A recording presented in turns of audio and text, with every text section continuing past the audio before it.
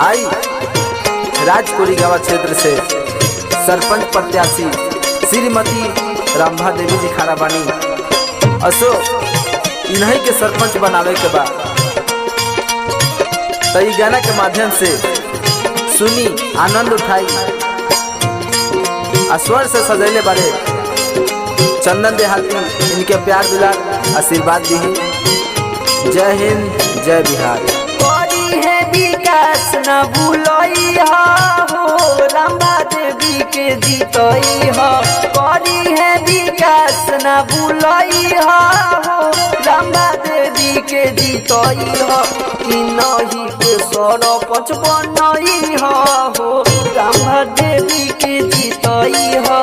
इनही के सरपंच बनई हो रंभा देवी के जीतई हो।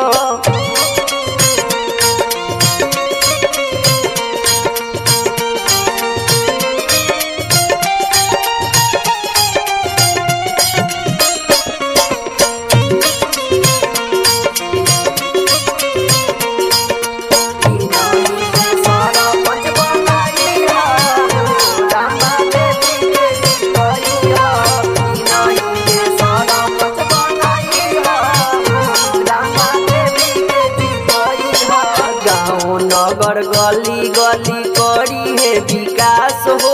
केहू के न मनावा के करी है निराश हो।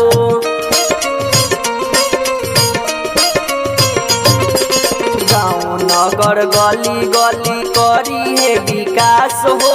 केहू के न मनावा के करी है निराश हो। हाथ जोड़ी करी ले रजिया हो नहीं बतिया भूलई हो।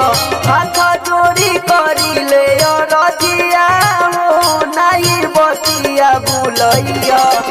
नहीं के विजयी बनई हो रंभा देवी के जीतई हो। नहीं के सरपंच बनई हो रंभा देवी के जीतई हो।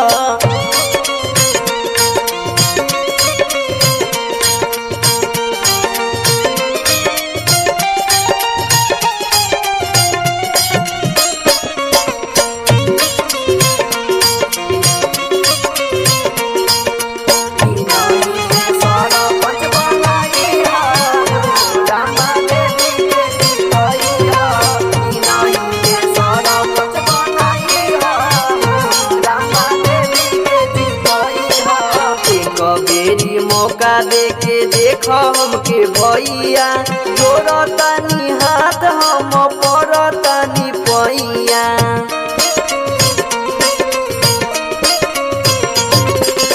एक बेरी मौका देके देख हमें भैया जोड़तानी हाथ हम पड़तानी पैया।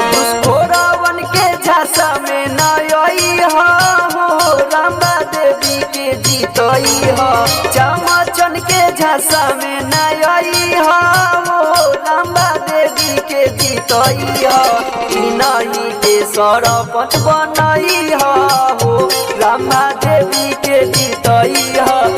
नहीं के विजयी बनई हो रंभा देवी के जीतई हो। जगदम्बा रिकॉर्डिंग